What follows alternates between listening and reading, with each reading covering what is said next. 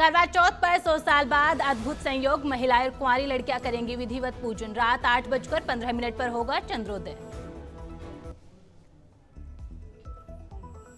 सड़कों पर जान का दुश्मन बन रही ओवर स्पीड ड्राइविंग, 75% मौतों की वजह स्पीड लिमिट क्रॉस। सड़क परिवहन और राजमार्ग मंत्रालय ने जारी किए आंकड़े। दिवाली से पहले सरकार ने फोड़ा महंगाई का बम, कमर्शियल गैस सिलेंडर 100 रुपए महंगा, 1833 रुपए में मिलेगा कमर्शियल गैस सिलेंडर। दिल्ली में BS4 डीजल बसों की एंट्री बंद, सिर्फ इलेक्ट्रिक, CNG और भारत स्टेज यानी BS6 बसों को ही अंदर जाने की अनुमति, लेकिन पेट्रोल डीजल के दामों में नहीं कोई बदलाव।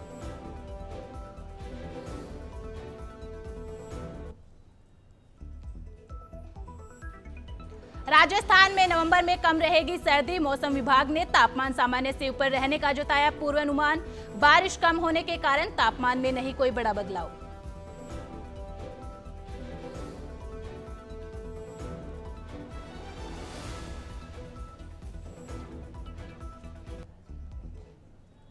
नमस्कार, नवतेज टीवी में आप सभी का स्वागत है। मैं आपके साथ हमेशा यादव। चलिए बढ़ते हैं खबरों की ओर।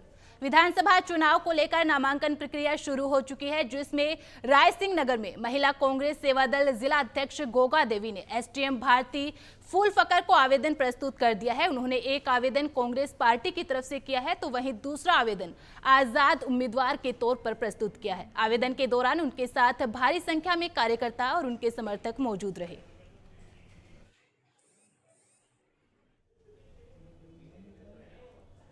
जयपुर के झोटवाड़ा विधानसभा क्षेत्र से भाजपा के टिकट को बदलने को लेकर कार्यकर्ताओं ने बैठक आयोजित की। बैठक में विभिन्न मंडलों के पदाधिकारी, पार्षद और पूर्व पार्षदों के साथ संगठन से जुड़े कार्यकर्ता शामिल हुए। कालवाड़ मंडल अध्यक्ष मदनलाल कुड़ी, पूर्व मंडल अध्यक्ष रमेश शर्मा, पूर्व मंडल अध्यक्ष बहादुर सिंह समेत कई पदाधिकारियों ने बैठक को संबोधित किया। झोटवाड़ा प्रभारी ओम बागड़ा ने कहा कि राज्यवर्धन सिंह राठौड़ सांसद पूरी तरह से विफल रहे। राठौड़ बतौर सांसद जनता के बीच कभी नहीं दिखाई दिए। 9.5 साल जनता उन्हें ढूंढती ही रही और वो गायब रहे। इन चुनाव में उन्होंने चुनाव लड़ा तो जनता उन्हें गायब कर देगी। पार्टी को राजपाल सिंह को टिकट देने पर विचार करना चाहिए। कार्यकर्ताओं ने संकल्प लिया कि जब तक टिकट बदला नहीं जाता तब तक कार्यकर्ता एक काम नहीं कर सकेंगे। बैठक के बाद बजरंग द्वार पर कार्यकर्ताओं और आम लोगों ने थाली और घंटे बजाकर राज्यवर्धन सिंह राठौड़ को भाजपा का टिकट देने का विरोध किया।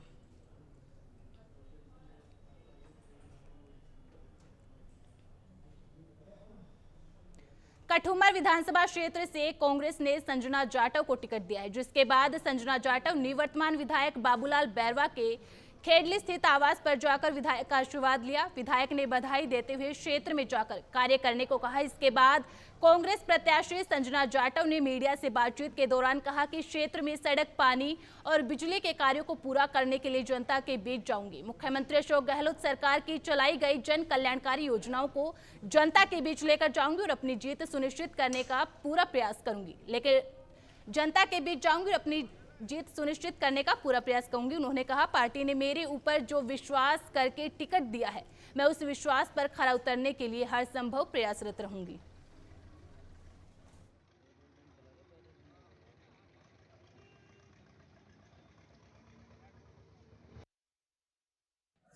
आज आप कहाँ आई हुई हैं? आज मैं विधायक के घर आई हूँ अपने बाबूलाल बैरवा जी के घर पे और उनका आशीर्वाद लेने के लिए आई हूँ। तो उन्होंने आशीर्वाद स्वरूप आपको क्या कहा?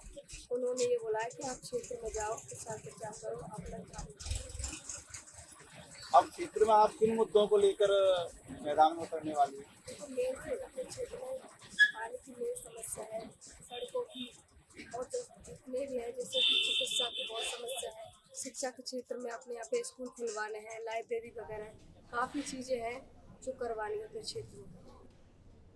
अजमेर पुलिस की स्पेशल टीम और अलवर गेट थाना पुलिस ने संयुक्त रूप से कार्रवाई को अंजाम दिया। पुलिस ने जाली नोट बाजार में चलाने वाले गिरोह का पर्दाफाश किया। पुलिस ने गिरोह के मास्टरमाइंड समेत 3 लोगों को गिरफ्तार किया, जिसमें एक महिला भी शामिल है। आरोपियों के कब्जे से पुलिस ने 17,000 रुपए के जाली नोट, देसी पिस्टल, जिंदा कारतूस और लग्जरी कार बरामद की है। CO रामचंद्र ने बताया कि तीनों आरोपियों के खिलाफ अलवर गेट थाना प्रभारी सीआई श्याम सिंह की ओर से कोतवाली पुलिस थाने में मामला दर्ज कराया गया था। जिले के कोतवाली थाने को जाली नोट मामले के संबंध में नोडल थाना बना रखा है। स्पेशल टीम के प्रभारी शंकर सिंह रावत और उनकी टीम को मुखबिर से सूचना मिली थी। फिलहाल पुलिस आरोपियों से पूछताछ कर रही है।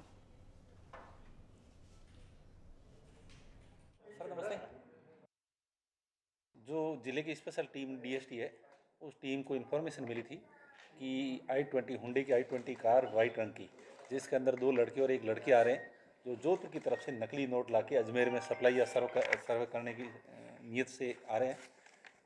डीएसटी की सूचना पर इनको पता चला कि करीब 1-1:15 बजे के आसपास कि ये पर्वतपुरा की तरफ से आ रहे हैं, जिसका इनकी गाड़ी का पीछा किया गया डीएसटी टीम द्वारा। वह अलवर गेट को सूचना दी गई थी, थाने के आगे नाकाबंदी की गई थी। दिन को करीब 2 बजे के आसपास गाड़ी को रुकाया, गाड़ी को रुका के चेक किया तो उसमें एक युवती, इतला अनुसार उसमें मिले एक युवती और 2 लड़के मिले, जिनको चेक किया तो विजय नाम का बंदा है, जिसके पास नकली नोट थे। नकली नोट तीनों व्यक्तियों के पास थे, तीनों के पास अलग अलग थे। जो विजय था उसके पास लोडेड पिस्टल भी मिली है, जिसके पास जो अवैध थी, और उसमें जिंदा कारतूस भी मिला है। इनके विरुद्ध चूँकि कोतवाली थाने में प्रकरण दर्ज किया जाता है नकली नोटों का, तो कोतवाली थाने में प्रकरण दर्ज करवाया गया श्याम जी एसओ थानाधिकारी अलवर गेट द्वारा, और नियमानुसार कार्रवाई की जाएगी। ये पता किया जा रहा है कि ये नकली नोट कहाँ से लेके आए और कहाँ सप्लाई करने थे और इनको कहाँ खपाना था, और आज से पहले कितनी बार ये लाए हैं, इस संदर्भ में अनुसंधान जारी है। आगामी विधानसभा चुनाव के मद्देनजर जिला कलेक्टर गंभीर नजर आ रहे हैं। गौरतलब है कि कलेक्टर फील्ड में लगातार मुस्तैद है। बता दें कि जिला निर्वाचन अधिकारी जिला कलेक्टर डॉक्टर भंवरलाल ने गुड़ा चौराहा कालंद्री सिरोही बॉर्डर पर एसएसटी और एफएसटी टीमों का निरीक्षण किया, साथ ही जरूरी दिशा निर्देश भी दिए गए। इस दौरान सभी अधिकारियों को चुनाव आयोग की आदर्श आचार संहिता के नियमों की प्राथमिकता से पालना करने को भी कहा। किसी भी तरह की लापरवाही नहीं बरतने की सख्त हिदायत दी गई है।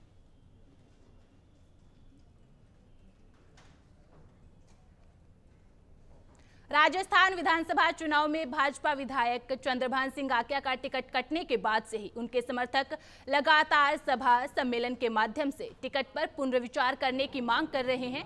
वहीं रतन धाकड़ ने कहा कि जिस तरह से विधायक चंद्रभान सिंह आक्या का टिकट निजी द्वेषता के चलते काटा गया है और चित्तौड़गढ़ विधानसभा क्षेत्र की जनता विधायक चंद्रभान सिंह आक्या को लगातार तीसरी बार विधानसभा में लाएगी। विधायक चंद्रभान सिंह आक्या का कहना है कि भारी प्रत्याशी को यहाँ पर थोपा गया है और भारी व्यक्ति आकर मुझे और मेरे कार्यकर्ताओं को धमकी दे रहे हैं।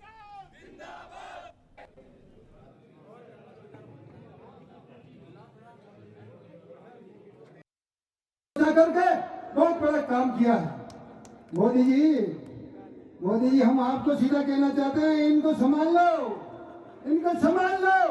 वरना जनता जवाब देगी, जवाब। और चित्तौड़ से सुन लेना, चित्तौड़ के चंद्रभान सिंह का चंद्रयान 3 25 तारीख को शाम को 6 बजे यहाँ की जनता सुव्यवस्थित लोडिंग कर देगी और 3 तारीख को जयपुर विधानसभा के पास मंडल आएगी। आप लोग देखोगे चंद्रभान जी मुख्यमंत्री किसको बनाना है। ये जो आने वाला चुनाव जो लड़ रहे हैं, वो चुनाव मैं नहीं लड़ रहा हूँ, वो चुनाव आप लोग लड़ रहे हैं। और प्रत्येक आदमी, प्रत्येक व्यक्ति और प्रत्येक समाज का जब तक ये लोग नहीं सोच लेंगे कि चुनाव हम लोग लड़ रहे हैं, जब तक चुनाव में लड़ना व्यर्थ है। मेरी तो आप सब लोगों से विनती है, हो सकता है मेरे में कोई छोटी मोटी कमी जरूर रही हो, क्योंकि एक मैं छोटे से गांव आक्या से आया हूँ, वहाँ करीब 75% एसी और एसटी की बस्ती है। आज भी उस गांव में बस नहीं जाती है, उस गांव से निकल के मैं यहाँ आया हूँ। हो सकता है मेरे में कोई कमी पेशी रही हो, पर इतना वादा जरूर मैं आप लोगों से कर सकता हूँ, उस कमी पेशी को भी आगे आने वाले दिनों में वो कमी पेशी भी नहीं रहेगी। क्योंकि जो ये समय निकला है 10 दिन का, वो समय वास्तव में मैंने कभी सोचा नहीं कि इतना बड़ा समय निकलेगा, क्योंकि रात को नींद नहीं आ रहा। और मेरे युवा साथियों, ऐसा कोई कार्यकर्ता नहीं है रात को 12 क्या 1 क्या 2 क्या। माउंट आबू में पूर्व प्रधानमंत्री इंदिरा गांधी का कांग्रेस नगर मंडल के द्वारा बलिदान दिवस मनाया गया, जहां नगर अध्यक्ष नारायण सिंह भाटी के नेतृत्व में पदाधिकारी और कार्यकर्ताओं ने इंदिरा गांधी की प्रतिमा पर पुष्प अर्पित किए और उनकी जीवनी पर भी प्रकाश डाला गया। इस मौके पर जिला सचिव, पूर्व नगरपालिका अध्यक्ष समेत कांग्रेस के कई कार्यकर्ता मौजूद रहे।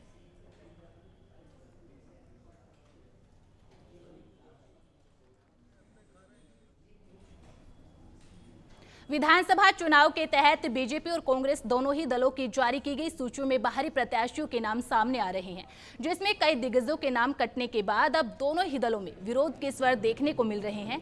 वहीं पूर्व विधायक सुरेंद्र सिंह जाड़ावत का टिकट काटने की सूचना मिलने पर समर्थकों की बैठक आयोजित की गई, जिसमें नगर परिषद के 41 पार्षदों समेत नगर मंडल और बूथ मंडल के करीब 300 पदाधिकारी और कार्यकर्ताओं ने सामूहिक रूप से इस्तीफा देने का निर्णय लिया।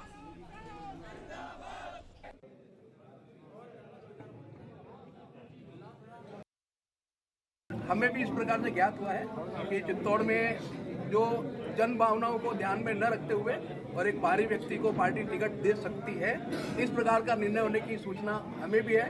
तो इस प्रकार की सूचना आती है, जितने भी हमारे क्षेत्र में जो पार्टी के पदाधिकारी हैं, जो हमारे पार्टी के जनप्रतिनिधि हैं, सबको इस चीज़ से बहुत आगाह पहुंचा है और सब ने अपने सामूहिक इस्तीफे हाईकमान को भेज दिए।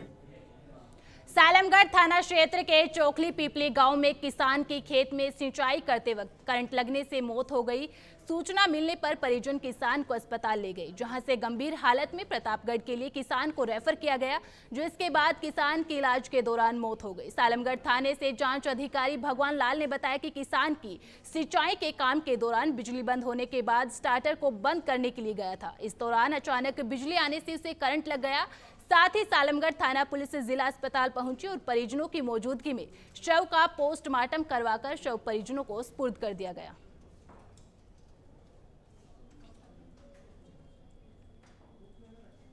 राजस्थान विधानसभा चुनाव के लिए अब महज कुछ ही समय बाकी है। ऐसे में कार्यकर्ताओं का जनसंपर्क अभियान लगातार जारी है। वहीं प्रत्याशी नामांकन दाखिल करने से पहले साधु संतों का आशीर्वाद लेने पहुंच रहे हैं। इसी सिलसिले में विद्याधर नगर से बीजेपी प्रत्याशी दिया कुमारी नामांकन दाखिल करने से पहले सदगुरु रितेश्वर जी महाराज का आशीर्वाद लेने पहुंचे और झोटवाड़ा विधानसभा सीट से बीजेपी प्रत्याशी राज्यवर्धन सिंह राठौड़ ने भी नामांकन दाखिल करने से पहले साधु संतों का आशीर्वाद लेने पहुंचे। वहीं दोनों प्रत्याशी ने बातचीत के दौरान बताया कि सदगुरु का आशीर्वाद महत्वपूर्ण होता है। वहीं उनके मुकाबले कांग्रेस प्रत्याशी के नाम के ऐलान नहीं होने के सवाल पर कहा कि ये उनकी अंदरूनी कलह दिख रही है। सुनिए क्या कुछ और कहा।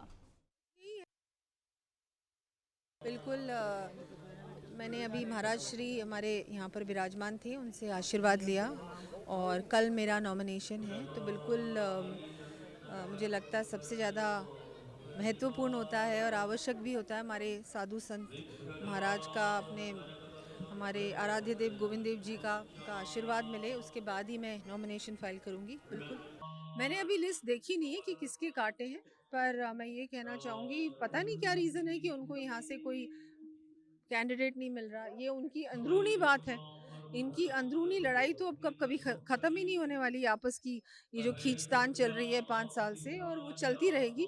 बस यही है कि हम सब लोग बहुत मजबूती से और बहुत मेहनत कर रहे हैं। सारे कार्यकर्ता भी पूरी तरह से लगे हुए हैं और जनता में इतना उत्साह जोश है और ये जनता इतनी परेशान है इस कांग्रेस के शासन से कि अब इनको ये हमेशा हमेशा के लिए विदाई देने वाली है।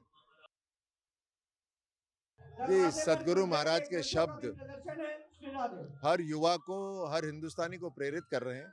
एक स्वच्छ राजनीति की बात कर रहे हैं, एक जागरूकता की बात कर रहे हैं, सनातन की सुरक्षा की रक्षा की बात कर रहे हैं और भारतवर्ष को मजबूत करने की बात कर रहे हैं। इतने अच्छे बोल हैं उनके, उनसे आशीर्वाद लिया।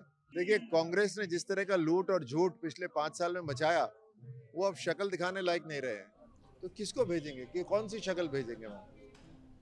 कांग्रेस द्वारा पूर्व विधायक और नागौर कांग्रेस जिला अध्यक्ष जाकिर हुसैन गैसावत को कांग्रेस प्रत्याशियों की 5वीं सूची में शामिल किया गया है। इसके बाद उनका मकराना पहुंचने पर सादगी पूर्ण तरीके से कार्यकर्ताओं ने फूल मालाओं से स्वागत किया।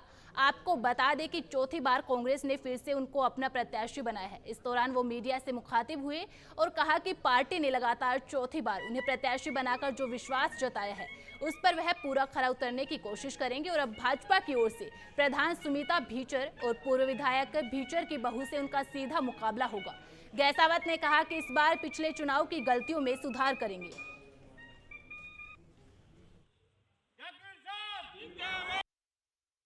सबसे पहले मैं हमारे कांग्रेस पार्टी के राष्ट्रीय अध्यक्ष मल्लिकार्जुन खड़गे साहब, पूर्व अध्यक्ष राहुल गांधी जी, पूर्व अध्यक्ष सोनिया गांधी जी और राजस्थान के लोकप्रिय मुख्यमंत्री जी अशोक जी गहलोत साहब, प्रदेश कांग्रेस के प्रदेश अध्यक्ष गोविंद सिंह डोडा साहब, हमारे बीच के अंदर 2 साल से काम कर रहे राजस्थान के प्रभारी रंधावा साहब, सह प्रभारी काजी साहब, सचिन पायलट साहब, मोहन प्रकाश जी और सभी प्रदेश के राष्ट्रीय शीर्ष नेतृत्व का धन्यवाद देता हूँ कि उन्होंने मुझे 4थी बार फिर से मकराना विधानसभा से कांग्रेस पार्टी का प्रत्याशी बनाया। उन्होंने जो मेरे पे विश्वास जताया, मैं उस विश्वास में खरा उतरूंगा और मकराना की जनता जो पिछले 10 साल से यहाँ पे भाजपा के एमएलए जीत रहे हैं, जो इन लोगों के साथ के अंदर जो वादा खिलाफी हुई है, विकास जो नहीं करा सकी भाजपा के विधायकों ने, लोगों में बहुत जोश खरोश है कांग्रेस पार्टी के प्रति, तो लोगों में उत्साह भी है और अच्छे मतों से मेरी यहाँ पे जीत होगी, कांग्रेस पार्टी की जीत होगी। जयपुर सचिवालय की लाइब्रेरी भवन की 4थी मंजिल पर शॉर्ट सर्किट से आग लग गई, जिससे ऑफिस में रखा फर्नीचर, कंप्यूटर और किताबें जलकर राख हो गई। बंद ऑफिस से धुआं आने पर सिक्योरिटी स्टाफ ने अपने स्तर पर तत्काल आग पर काबू पाया। बता दें कि इस ऑफिस में राजस्थान सरकार की ट्विटर हैंडल और सोशल मीडिया की टीम काम करती है। आग की चपेट में आने से कई डिवाइस और सॉफ्टवेयर भी जलकर राख हो गई। हालांकि शॉर्ट सर्किट का कारण अभी तक सामने नहीं आया है।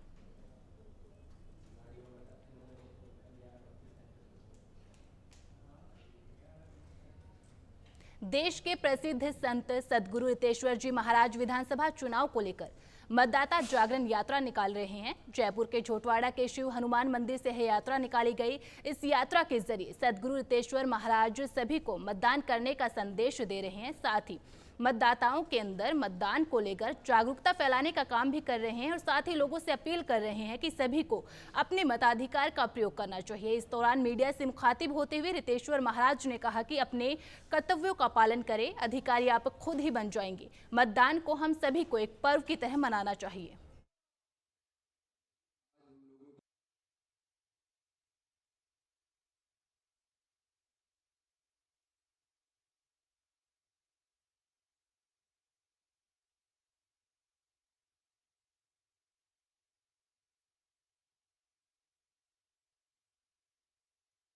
मतदान 100% हो और लोग अपने अपेक्षाओं के अनुरूप सरकार का चयन करें। भारत की राष्ट्रीयता और भारत की अखंडता, संप्रभुता और सनातन जो इसका ताना बाना है वो बना रहे, इसके लिए मतदाता जागरण यात्रा हमने निकाली है।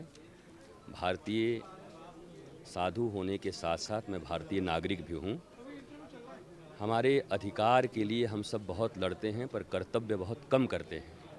तो मैं ये एक सूचना यही दे रहा हूँ और संदेश कि अपने कर्तव्यों का पालन करें, अधिकारी आप स्वतः बन जाएंगे। ये हमारा महापर्व है, इसमें हमें अपना काम करना चाहिए। मध्य प्रदेश जाएंगे और फिर एक बार अभी और छत्तीसगढ़ जाएंगे और इसके बाद फिर जब भारतवर्ष के महापर्व का आगाज़ होगा, लोकतंत्र का, संसदीय राजनीति का, तो उसमें भी हम करेंगे। हमारा ये कार्य है कि हम अपने कर्तव्यों का पालन करते हुए, और इसी से आप देखते होंगे आज इतना विराट सत्संग यहाँ पर हुआ, सारे लोग जुड़े, घर परिवार के साथ सुरक्षित रहें, आनंदित रहें, मठ मंदिरों की सुरक्षा हो, संतों की सुरक्षा हो, संत समाज सबको प्रेरणा दें जिससे भारतवर्ष अपनी पुरानी गौरवमयी स्थिति को पुनः प्राप्त कर सके। हमने अभी कहा कि हम राम राज्य की परिकल्पना करते हैं और राम राज्य में जहाँ साधु संत और सज्जनों का सुरक्षा होता है, उनका सम्मान होता है, आम जन और विशिष्ट जन में कोई फ़र्क नहीं होता, सब एक जैसे होते हैं। मैंने निःशुल्क उत्तम शिक्षा, निःशुल्क उत्तम चिकित्सा, निःशुल्क और अविलंब न्याय की बात की है और यही सच्चा राम राज्य है। इस राम राज्य से किसी को डरना नहीं चाहिए, ये सब के लिए है और यह राम राज्य भारत की प्राण है। राम, कृष्ण और शिव भारत के प्राण हैं और आत्मा हैं। तो इनके नाम पर जब शासन और सत्ता चलेगी तो सभी आनंदित रहेंगे, आह्लादित रहेंगे। डरना केवल असुरों को चाहिए। जो असुर हैं उन्हें भय होता है राम राज्य से, पर जो मानव हैं और जो देव हैं उन्हें आनंद होता है इस राज्य से। तो मैं चाहता हूँ समस्त मानवों के लिए और देवतुल्य मनुष्यों के लिए यह राम राज्य की स्थापना भारतवर्ष में और राजस्थान में हो। आम आदमी पार्टी के राष्ट्रीय संयोजक और दिल्ली के मुख्यमंत्री अरविंद केजरीवाल को ईडी द्वारा समन भेजे जाने पर प्रदेशाध्यक्ष नवीन पालीवाल ने बीजेपी पर जोरदार हमला बोला है। पालीवाल ने कहा कि इसमें आश्चर्य की बात नहीं है। जिस तरीके से भारतीय जनता पार्टी षड्यंत्र करके इस पूरी प्रक्रिया को अंजाम दे रही थी, इससे इनका उद्देश्य बहुत स्पष्ट है कि यह दिल्ली के मुख्यमंत्री अरविंद केजरीवाल को फंसाना चाहते हैं। दिल्ली के मुख्यमंत्री अरविंद केजरीवाल की देश भर में बढ़ती लोकप्रियता को देखकर मोदी सरकार बुरी तरह से डरी हुई है। और भी कई मुद्दों पर नवीन पालीवाल से नवतेज टीवी ने खास बातचीत की। राजस्थान में अब से कुछ ही महीनों में विधानसभा चुनाव होने, जाहिर सी बात है राजस्थान की तमाम राजनीतिक पार्टियां अपना अपना दमखम लगा रही हैं। आज हम मौजूद हैं आम आदमी पार्टी के प्रदेश कार्यालय में। प्रदेश अध्यक्ष नवीन पालीवाल जी हमारे साथ में मौजूद हैं। संपूर्ण राजस्थान की 200 विधानसभा सीट से लड़ने का आम आदमी पार्टी मन बना चुकी है। क्या कुछ तैयारियां इनकी तरफ से की गई हैं वो जानेंगे। सर, विधानसभा चुनाव हैं और कई सालों से ये एक मिथ है राजस्थान में, एक बार बीजेपी एक बार कांग्रेस। इस मिथ को कैसे तोड़ पाएंगे? पहले तो मैं आपके नवतेज टीवी के सभी दर्शकों का स्वागत करता हूं, धन्यवाद देना चाहता हूं। देखिए, हम लोग राजस्थान के अंदर एक परिवर्तन की लड़ाई लड़ रहे हैं और हम लोगों का मकसद राजनीति करना नहीं था, राजनीति को बदलना था। आज मुझे खुशी हो रही है कि आम आदमी पार्टी के राजस्थान में दस्तक देने से ही कांग्रेस भी, जो हमारे अरविंद केजरीवाल जी 7 गारंटी दे गए थे, कांग्रेस भी उसकी कॉपी कर रही है। और भाजपा का भी जो घोषणा पत्र आएगा उसमें भी डेफिनेट है अब जनता के हितों की घोषणाएं होगी। तो हम लोगों की जीत तो पहले ही हो चुकी है। हम जिस मिशन को लेकर आए थे वो मिशन हमारा पूरा हो रहा है। और इस बार अगर जनता, हम लोग पूरी राजस्थान की 200 विधानसभाओं में चुनाव लड़ रहे हैं और जनता अगर दिल्ली के हमारे कामों को देखकर, पंजाब में हमारे कामों को देखकर प्यार और समर्थन देगी तो हम जो काम हम लोगों ने दिल्ली और पंजाब में किए हैं वो राजस्थान की जनता के लिए भी करेंगे। बिल्कुल सर, जैसा कि आपने बोला कि अरविंद केजरीवाल जी की जो गारंटी वाली जो तमाम जो चीज़ें थी उसको राजस्थान की वर्तमान सरकार ने कॉपी कराया और 7 गारंटियाँ उन्होंने भी दी है। जाहिर सी बात है कहीं ना कहीं आम आदमी पार्टी की विधानसभा चुनावों में दस्तक से दोनों ही प्रमुख पार्टियों में अंदर खाने में कुछ ना कुछ खलबली ज़रूर मची है। लेकिन अगर हम बात करें बीजेपी की, तो बीजेपी लगातार, आप भी कांग्रेस सरकार को घेर रहे हैं, बीजेपी भी घेर रही है और बहुत हम कह सकते हैं मुखर होकर वो घेर रही है। कहीं ना कहीं उस कंपैरिजन में आम आदमी पार्टी थोड़ा पीछे दिखती है। देखिए, आप लोगों को लगता है जब परिणाम आते हैं ना तो आम आदमी पार्टी के फेवर में आते हैं, सभी चैनल्स के समीकरण गड़बड़ा जाते हैं, क्योंकि आम आदमी पार्टी ज़मीन पे काम करती है। आम आदमी पार्टी राजस्थान की जनता के दिलों में राज कर रही है। हमारे कार्यकर्ता डोर टू डोर जा रहे हैं, गांव-गांव जा रहे हैं, दाढ़ी दाढ़ी जा रहे हैं। हमारे जो गारंटी कार्ड आया हम लोगों ने गाँव, हम लोगों के पास पैसा नहीं है, हम लोगों के पास ज़्यादा संसाधन नहीं है, लेकिन हमारे पास जुनून है। और जब पैसे और जुनून में लड़ाई होती है तो पैसा हारता है, जुनून जीतता है। ठीक सर, अगर वर्तमान परिस्थितियों की अगर हम बात करें तो कहीं ना कहीं आपके टॉप लीडरशिप के ऊपर इस समय खतरा मंडराता हुआ सा दिखाई दे रहा है। आप समझ रहे होंगे मेरा इशारा किस तरफ है। मनीष सिसोदिया जी इस समय जेल में हैं और अब कहीं ना कहीं मुख्यमंत्री अरविंद केजरीवाल जो कि आम आदमी पार्टी के संयोजक भी हैं, उनके ऊपर खतरा मंडरा रहा है ईडी का। उस पर क्या कहें? देखिए, जैसे जैसे चुनाव नज़दीक आ रहे हैं तो ये तो हर जगह हो रहा है। अब देखिए, कर्नाटक में चुनाव हुए थे तो कर्नाटक में हुआ था, मध्य प्रदेश में चुनाव और मध्य प्रदेश में होगा, और राजस्थान में चुनाव होता है तो राजस्थान इससे कैसे अछूता रह जाता है। ये तो हम लोगों को पता है कि आज जिस आदमी ने देश की राजनीति की दिशा बदलती, जिस आदमी ने दिल्ली की जनता को अच्छे स्कूल दे दिए, वर्ल्ड क्लास स्कूल दे दिए, वर्ल्ड क्लास हॉस्पिटल दे दिए, महिलाओं को सुरक्षा के दे दिए, बुजुर्गों को तीर्थ यात्रा करवा दी, और जिसकी नकल आज राजस्थान ही नहीं पूरे देश के मुख्यमंत्री कर रहे हैं, तो उसके खिलाफ ईडी को भेजना तो स्वाभाविक बात है। क्योंकि इस देश की परंपरा रही है, इस देश में अभी तक 70 साल में जिन दोनों पार्टियों ने राज किया, उन्होंने कभी आम जनता की काम की बातें नहीं करी।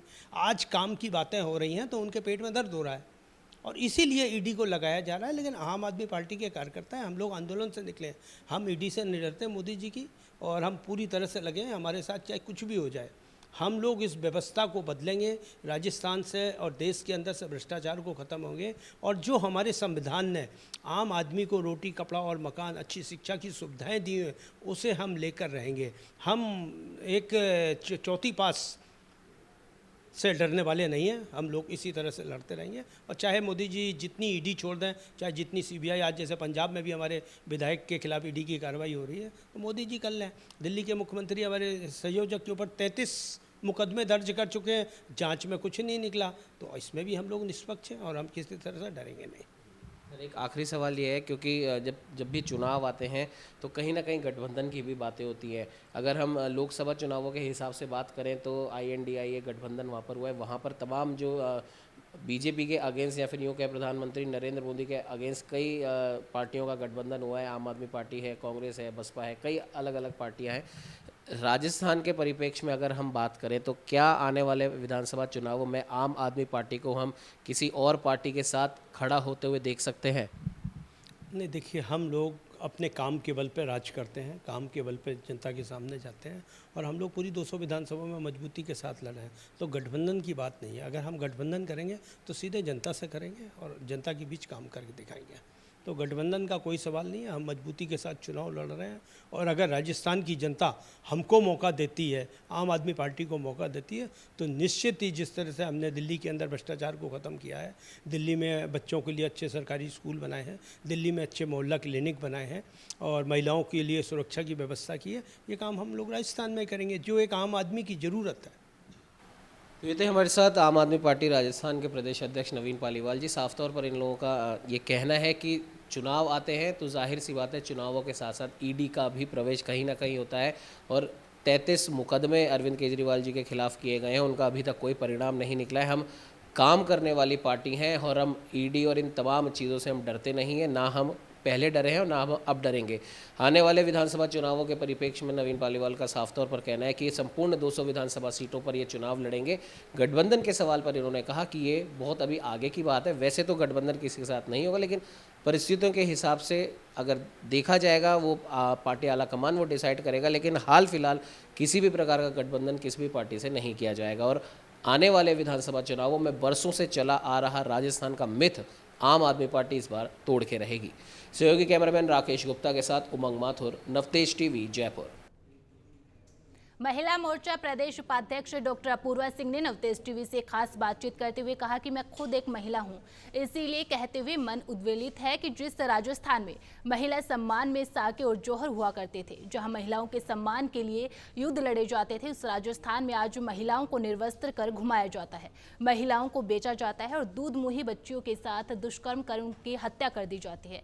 और क्या कुछ अपूर्वा सिंह ने कहा, आइए आप भी सुनिए। राजस्थान अब विधानसभा चुनावों के मुहाने पे खड़ा है, और जाहिर सी बात है कि वर्तमान कांग्रेस सरकार कई प्रकार की स्कीम्स पहले भी दे चुके हैं और इस बार भी नई 7 गारंटियां लेकर आई हैं। लेकिन एक सवाल आज राजस्थान की नारी शक्ति राजस्थान की कांग्रेस सरकार से पूछ रही है। राजस्थान में कांग्रेस का प्रचार प्रसार करने आ रहे तमाम नेताओं और खासतौर पर प्रियंका गांधी वाड्रा से पूछ रही हैं कि आप नई गारंटियां तो आप दे रहे हैं, लेकिन उन महिलाओं को क्या जिनके साथ अत्याचार की बर्बरता पार हो गई है, उन महिलाओं के साथ क्या आप करेंगी जिनकी वजह से हम कह सकते हैं कि उनके पूरे परिवार, उन महिलाओं के साथ अत्याचार हो, इस वजह से उनके परिवार बर्बाद हो गए। हमारे साथ बीजेपी की नारी शक्ति मौजूद है। मैम, पहले तो बहुत बहुत स्वागत है आपका नवतेज टीवी में।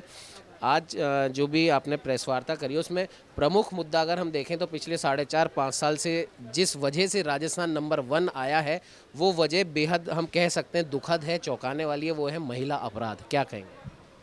देखिए, राजस्थान ने तो ऐसा इतिहास कभी नहीं देखा था। राजस्थान तो वो प्रदेश था जहाँ पे महिला आन बान और शान के लिए शाके हुए, जौहर हुए, युद्ध हुए। आज भी अगर सैलानी यहाँ आते हैं तो उन जगहों पर ज़रूर जाते हैं जहाँ पे नारी सुरक्षा और सम्मान के लिए युद्ध हुए, इतिहास रचा गया। मगर इन 5 वर्षों में राजस्थान ने एक नया इतिहास रचा। वो रचा आन बान और शान लूटने का इतिहास। आप सोचिए, 2 लाख से ज़्यादा मुकदमे महिलाओं के विरुद्ध अपराध के दर्ज हुए हैं। 35,000 से ज़्यादा महिलाओं के साथ रेप हुआ है। 17 बलात्कार औसत निकल कर आता है अगर हम देखते हैं तो। आज भी बहन बेटियों की ये स्थिति है कि घर से बाहर जब कदम रखती हैं ना तो उनकी माताएं बहनें बैठ के अपने अपने ईश्वर को स्मरण करती हैं कि भगवान मेरी बेटी को आज तो सही सलामत सुरक्षित घर पहुंचा दो। तो मैं तो ये पूछना चाहती हूँ, क्या राजस्थान सरकार का क्या यह राजधर्म नहीं बनता कि अपनी आधी आबादी को पूरी सुरक्षा तो दें? ये बात भी छोड़िए चलिए, मगर ये बताइए कि प्रियंका गांधी जी जिन्होंने भागीरथ बनी एक स्टेटमेंट दिया लड़की हूँ लड़ सकती हूँ, तो यूपी में तो लड़की हूँ लड़ सकती हूँ और राजस्थान के हालात हैं कि लड़की हूँ सिर्फ लुट सकती हूँ। यहाँ की लड़कियाँ यही कह रही हैं, क्या मैं लड़की हूँ तो क्या सिर्फ लुट ही सकती हूँ? तो यहाँ पर आके प्रियंका गांधी जी को खड़े होकर के जवाब देना पड़ेगा कि जब 5 साल उनकी सरकार रही तो महिलाओं के ऊपर अत्याचार और रेप केसेस में राजस्थान नंबर 1 बना, तो क्यों बना, और इसके ऊपर कोई कार्रवाई नहीं की गई तो क्यों नहीं की गई? एक तरफ तो प्रदेश भाजपा लगातार कांग्रेस सरकार को महिला अपराध में नंबर 1 राजस्थान प्रदेश हो गया, इस वजह से कोस रही है। उसके उल्टे अगर हम बात करें, मुख्यमंत्री अशोक गहलोत कह रहे हैं कि ये तो क्योंकि हमने FIR मैंडेटरी कर दी है, इस वजह से अपराधों की संख्या बढ़ी है। देखिए, ये वही मुख्यमंत्री महोदय हैं जिन्होंने खड़े होकर कहा था कि 56% आंकड़े तो महिलाएं झूठे दर्ज कराती हैं।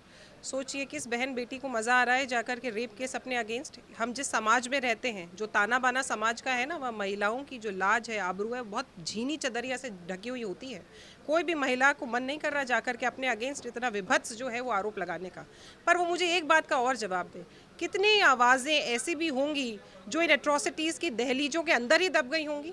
कितनी बच्चियां ऐसी होंगी जिन्होंने अपने माता पिता, समाज या किसी दबाव की वजह से जाकर के पुलिस थाने तक FIR दर्ज भी नहीं कराई होगी? कितने अपराध ऐसे होंगे जो समाज की दबाव की वजह से उन दहलीजों के अंदर ही दब के रह गए होंगे? उन आंकड़ों पर भी तो ये बात करें। उन आंकड़ों पर बात करना क्या राजधर्म नहीं बनता? एक और सवाल ये है कि राजस्थान सरकार के ही कुछ मंत्री, जैसे हम शांति धारीवाल जी की हम बात कर लें, खुद मुख्यमंत्री अशोक गहलोत की बात कर लें, धारीवाल जी तो विधानसभा में कहते हैं तो कोई बात नहीं, तो मर्दों का प्रदेश है। दूसरा, मुख्यमंत्री खुद कहते हैं कि ज़्यादातर जो मामले हैं वो परिवार के अपने ही लोग होते हैं। देखिए, सबसे पहली बात तो ये कि इतिहास में शायद उससे बड़ा शर्मिंदा दिन लोकतंत्र के मंदिर के इतिहास में तो आवश्यक रूप से नहीं हुआ होगा, जहाँ पर एक मंत्री महोदय खड़े होकर के कहते हैं कि साहब रेप केस बढ़े तो क्या हुआ, राजस्थान तो वैसे भी मर्दों का प्रदेश है। ये स्टेटमेंट कहते हुए, आप तो मीडिया हैं, एक बार आप उनकी वीडियो ज़रूर चलाइए। एक अटखेली करते हुए उन्होंने ये बात कहा। महिला की आबरू और अस्मिता के ऊपर अगर लोकतंत्र के मंदिर में खड़े होकर अटखेली करते हैं ये लोग, तो मुझे लगता है इससे ज़्यादा विभत्स और कुछ नहीं हो सकता। दूसरी बात ये है कि मैं ये कहना चाहूँगी कि अगर सरकार ही जो है ऐसे आंकड़ों को सही ठहराएगी और सरकार ही ऐसे हादसों को सही ठहराएगी तो बच्चियां जाएंगी तो जाएंगी कहाँ? तीसरा विषय ये कि हम नहीं कहते, ये तो इनकी खुद की विधायिका महोदया दिव्या मदेरणा जी ने सदन के बाहर खड़े होकर प्रेस के सामने कहा है कि मैं महिला MLA होकर के जब सुरक्षित महसूस नहीं करती हूँ तो आम बच्चियों और आम महिलाओं के लिए मैं क्या कहूँ। चौथी चीज़ ये, राजेंद्र गुड़ा जी इन्हीं के मंत्री थे ना, उनकी लाल डायरी क्यों निकली, उनको क्यों सदन से बाहर निकाला गया, सदन के साथ सदन के अंदर उनके साथ कितना अभद्र व्यवहार क्यों किया गया? क्योंकि एकमात्र उन्होंने खड़े होकर ये आवाज़ उठा दी कि साहब दूसरे राज्यों की क्या बात करते हो, अपने राजस्थान राज्य को देखो ना, महिला असुरक्षा की आग में पिछले 5 सालों से कैसे जल रहा है, और उसी वक्त इनकी सरकार ने उनके अगेंस्ट जो है वो कार्रवाई कर दी। तो इस सरकार का जो दोहरा चेहरा और चरित्र है उससे अब जनता अच्छे से वाकिफ हो चुकी है, और आश्वस्त रहिए राजस्थान के राजनीतिक पटल पर कमल का फूल निश्चित रूप से खिलने वाला है।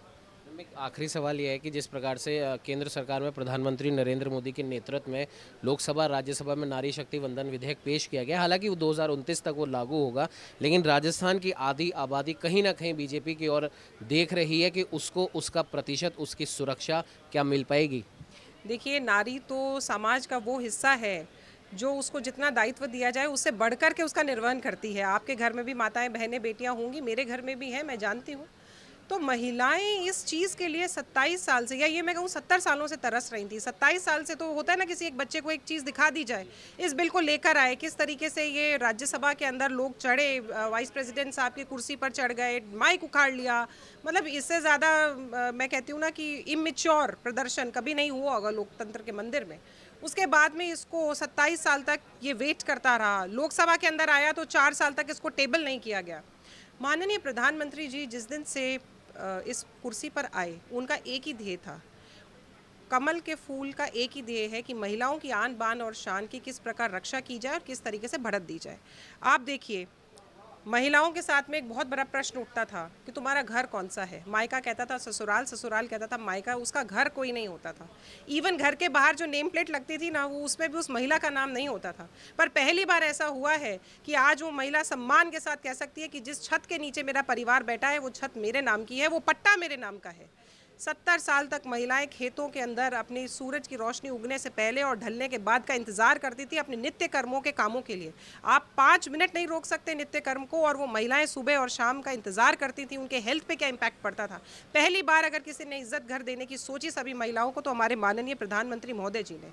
आपको ध्यान होगा वो युग जहाँ महिलाएं अपने पतियों से कहती थी साहब 500 रुपये ला दो, साहब 100 रुपये ला दो। ATM कार्ड तो उनको जैसे जादू की कोई तिलिस्म की चीज़ लगती थी कि वो होल्ड नहीं कर सकती थी। आज सबसे ज़्यादा वर्ल्ड का अगर बिगेस्ट फाइनेंशियल इंक्लूजन हुआ है, जनधन खातों के माध्यम से हुआ है, तो महिलाओं के लिए हुआ है। फिर सोचा गया कि यही काफ़ी नहीं है, महिलाओं को आत्मनिर्भर और सक्षम बनाने की भी आवश्यकता है। मुद्रा लोन के अंदर 60% से ज़्यादा बेनिफिशियरी जो है वो महिलाओं को खड़ा किया गया। यही नहीं, ये कांग्रेस जिस अल्पसंख्यक समुदाय का बहुत ज़्यादा हितैषी बनता है ना, उस समुदाय की महिलाओं का दंश था तलाक तलाक तलाक, और वो बेचारी अन्न से लेकर के छत से लेकर के सामाजिक चेतना और सामाजिक रिकॉग्निशन के लिए भी मोहताज हो जाती थी। ट्रिपल तलाक जैसे दंश से भी अगर किसी ने उन महिलाओं को मुक्ति दिलाई है तो माननीय प्रधानमंत्री नरेंद्र मोदी जी ने। और आज उनके राजनीतिक सहभागिता बढ़े, वो केवल जो है वो गृहिणी ना रह करके विधायिका बन पाएँ, उसके लिए भी अगर किसी ने कदम उठाया है तो वो भी भारतीय जनता पार्टी और मोदी जी के। उन्होंने मोदी जी की हर एक पॉलिसी वुमेन सेंट्रिक पॉलिसी होती है, क्योंकि वो जानते हैं कि नारी ही जो है वो समाज का, घर का केंद्र होती है। अगर नारी सक्षम बन गई, अगर नारी स्वाभिमानी बन गई, तो पूरा समाज को बनाने में देरी नहीं लगेगी। तो मैं तो कहती हूँ कि मैं बहुत आभारी हूँ, ऋणी हूँ, और ऐसे ही यशस्वी प्रधानमंत्री नरेंद्र मोदी जी जो है वो महिलाओं को सेंटर ऑफ पॉलिसी के सेंट्री अप्रोच के साथ में आगे बढ़ाते रहें, इसी शुभकामनाओं के साथ। ये थी हमारे साथ अपूर्वा सिंह जी। इनका साफ तौर पर कहना है कि प्रदेश सरकार की जो दमनकारी जो नीति है महिलाओं के लिए, बेरोजगारों के लिए, किसानों के लिए, अब उसका जवाब देने का समय आ गया। जो झूठ राजस्थान सरकार ने फैलाया उस झूठ का जवाब देने का समय आ गया है, और नारी शक्ति वंदन विधेयक की वजह से आने वाले कुछ समय में महिलाओं को उनका संपूर्ण अधिकार मिलने जा रहा है। सहयोगी कैमरामैन राकेश गुप्ता के साथ उमंग माथुर, नवतेज टीवी, जयपुर। जयपुर से इस वक्त की बड़ी खबर सामने आ रही है। कांग्रेस कार्यालय के बाहर महेश जोशी के समर्थकों की नाराजगी और उनका विरोध प्रदर्शन देखने को मिल रहा है। जयपुर से इस वक्त की बड़ी खबर हम आपको बता रहे हैं। कांग्रेस कार्यालय के बाहर महेश जोशी के समर्थक विरोध प्रदर्शन कर रहे हैं। जोशी समर्थकों का विरोध प्रदर्शन कांग्रेस मुख्यालय के बाहर देखने को मिल रहा है। सैकड़ों की तादाद में हाथों में तख्तियां लेकर पीसीसी मुख्यालय पहुंचे हैं। महेश जोशी के समर्थक पीसीसी का गेट तोड़कर अंदर घुसे हैं समर्थक। इस वक्त जयपुर से बड़ी खबर सामने आ रही है। जिस तरीके से कांग्रेस ने अपनी 5 लिस्ट जारी की थी, उसमें हवा महल विधानसभा क्षेत्र के कई कांग्रेसी पार्षद भी इस प्रदर्शन में पहुंचे हैं। महेश जोशी को फिर से टिकट देने की मांग कर रहे हैं उनके समर्थक। आपको बता दें कि कांग्रेस ने 5 सूचियां जारी की थी जिसमें महेश जोशी का नाम नहीं था, और इसी से उनके समर्थकों में नाराजगी देखने को मिल रही थी। और इसी के चलते कांग्रेस मुख्यालय के बाहर महेश जोशी समर्थकों का विरोध प्रदर्शन हो रहा है और अपनी नाराजगी जाहिर कर रहे हैं, और साथ ही पार्टी आलाकमान से महेश जोशी को टिकट दिलवाने की मांग कर रहे हैं। सैकड़ों की तादाद में हाथों में तख्तियां लेकर पीसीसी मुख्यालय पर पहुंचे हैं उनके समर्थक, और पीसीसी गेट तोड़कर अंदर घुस गए हैं। उनके हाथों में तख्तियां है कि महेश जोशी को हवा महल से टिकट दिया जाए, और इसी के साथ हवा महल विधानसभा क्षेत्र के कई कांग्रेसी पार्षद भी इस प्रदर्शन में शामिल हुए हैं। आपको बता दें कि कांग्रेस ने अभी तक 5 सूचियां जारी की है जिसमें महेश जोशी का नाम नहीं है, और इसी की वजह से महेश जोशी के समर्थकों में नाराजगी देखने को मिल रही है। और इसी के चलते कांग्रेस मुख्यालय के बाहर उनके समर्थकों का जमावड़ा लगा है, विरोध प्रदर्शन कर रहे हैं और हाथों में तख्तियां लेकर महेश जोशी को टिकट देने की मांग कर रहे हैं। सैकड़ों की तादाद में जो है महेश जोशी के समर्थक पीसीसी मुख्यालय पहुंचे हैं। आपको बताते चले कि अभी तक कांग्रेस ने 5 सूचियां जारी की है जिसमें महेश जोशी का नाम नहीं आया है, और उसी के चलते महेश जोशी के समर्थकों में नाराजगी देखने को मिल रही है। और इसी के चलते महेश जोशी के समर्थक हवा महल से उनको टिकट दिलवाने की मांग कर रहे हैं और पीसीसी मुख्यालय के बाहर धरने के रूप में पहुंचे हैं। बड़ी संख्या में महेश जोशी के समर्थक पीसीसी मुख्यालय के बाहर पहुंचे हैं। महेश जोशी को टिकट दिलवाने के लिए पार्टी आलाकमान से मांग कर रहे हैं। आपको बताते चले कि अभी तक कांग्रेस ने 5 सूचियां जारी की थी जिसके बाद से ही कहीं कहीं जगह पर विरोध प्रदर्शन देखने को मिला था। और हवा महल से महेश जोशी लगातार अपनी दावेदारी जता रहे हैं और कुछ दिन पहले भगवान के दर पर भी मत्था टेककर उन्होंने टिकट के लिए आशीर्वाद लिया था। लेकिन 5 सूचियों में महेश जोशी का नाम नहीं आने से उनके समर्थकों में लगातार नाराजगी देखने को मिल रही है। और इसी के चलते जयपुर में कांग्रेस मुख्यालय के बाहर उनके समर्थक जुटे हैं और महेश जोशी को टिकट दिलवाने की लगातार मांग कर रहे हैं। पूरे पुरजोर तरीके से ये मांग उठा रहे हैं कि महेश जोशी को हवा महल से टिकट दिया जाए। कांग्रेस मुख्यालय के बाहर महेश जोशी समर्थकों का विरोध प्रदर्शन देखने को मिल रहा है। सैकड़ों की तादाद में हाथों में तख्तियां लेकर समर्थक पीसीसी मुख्यालय के बाहर जुटे हुए हैं और पार्टी आलाकमान को हवा महल से महेश जोशी को टिकट दिलवाने की लगातार मांग कर रहे हैं। और इस खबर पर ज्यादा अपडेट देने के लिए हमारे साथ हमारे संवाददाता उमंग माथुर जी जुड़ चुके हैं। उमंग माथुर जी, देखिए जो इस तरीके से कांग्रेस ने अपनी 5 सूचियां जारी की है, उसमें महेश जोशी का नाम कहीं नहीं आया, जिसके बाद लगातार उनके समर्थक अपनी नाराजगी दिखा रहे हैं और इसी कड़ी में उन्होंने कांग्रेस मुख्यालय के बाहर ये प्रदर्शन किया। अभी तक क्या कुछ अपडेट आपके पास है? बिल्कुल अमीशा, आपको बता दें कि जिस प्रकार से 5 सूचियां कांग्रेस की जारी हो चुकी हैं, भारी तादाद में उम्मीदवार घोषित किए जा चुके हैं और अगर देखा जाए तो इन उम्मीदवारों पर अगर गौर किया जाए तो कहीं ना कहीं पायलट गुट को तरजीह इस पूरी सूची में दी गई है। लेकिन अगर हम बात करें मुख्यमंत्री अशोक गहलोत के जो विश्वसनीय जो 3 नेता माने जा रहे थे, महेश जोशी, धर्मेंद्र राठौड़ और शांति धारीवाल, इन तीनों का ही नाम इन 5 सूचियों में नहीं आया, तो जाहिर सी बात है कहीं ना कहीं असंतोष पैदा होता है, क्योंकि हर एक चुनावों में आकांक्षाएं, महत्वाकांक्षाएं होती हैं। अब वो जब आकांक्षाएं, महत्वाकांक्षाएं पूरी नहीं होती तो कहीं ना कहीं गुस्सा आना लाजमी है, कहीं ना कहीं दुख होना लाजमी है। और जिस प्रकार से महेश जोशी लगातार पिछले 7-8 दिन से एक मंदिर, एक देवालयों के चक्कर लगा रहे हैं, भले ही वो खाटू श्याम जी हो, गोवर्धन जी हो, गोविंद देव जी हो, मोती डूंगरी गणेश जी हो, सब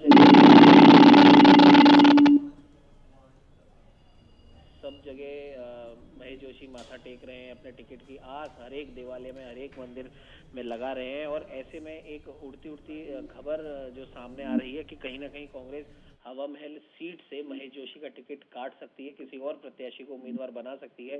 जैसे ही ये खबर उनके समर्थकों में पहुंची तो जाहिर सी बात है उनके तमाम समर्थक पीसीसी मुख्यालय के गेट पर अपना विरोध दर्ज कराने पहुंच गए। आपको बता दें कि पीसीसी मुख्यालय के गेट पर महेश जोशी समर्थकों का भारी हंगामा देखा गया है। यहाँ तक कि ये विरोध इस कदर हम कह सकते हैं कि हावी हो रहा है कि पीसीसी मुख्यालय के गेट तक पर महेश जोशी के तमाम समर्थक चढ़ गए। भारी तादाद में उनके बैनर, पोस्टर वहां पर लहरा रहे हैं, महेश जोशी की दावेदारी को लेकर नारेबाजी कर रहे हैं। और इस विरोध का एक कारण ये भी आपको बता दें कि एक उम्मीदवार हैं आर तिवारी, जिनके बारे में कहा जा रहा है कि उन्होंने हवा महल सीट की जो टिकट है उन्होंने खरीद ली है। इस प्रकार की बातें भी सामने आ रही है। तो आर तिवारी का वो विरोध दर्ज कर रहे हैं और साथ ही साथ महेश जोशी के समर्थन में नारेबाजी कर रहे हैं। अब देखने वाली बात है कि पार्टी आलाकमान इस पर क्या कुछ निर्णय लेता है। हालांकि हवा महल सीट से अभी तक किसी भी प्रकार का कोई भी उम्मीदवार घोषित नहीं किया गया है।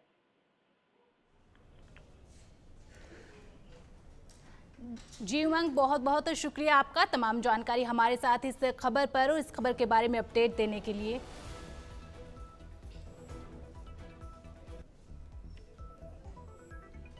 अभी के लिए बुलेटिन में इतना ही। आप देखते रहिए नवतेज टीवी। नमस्कार।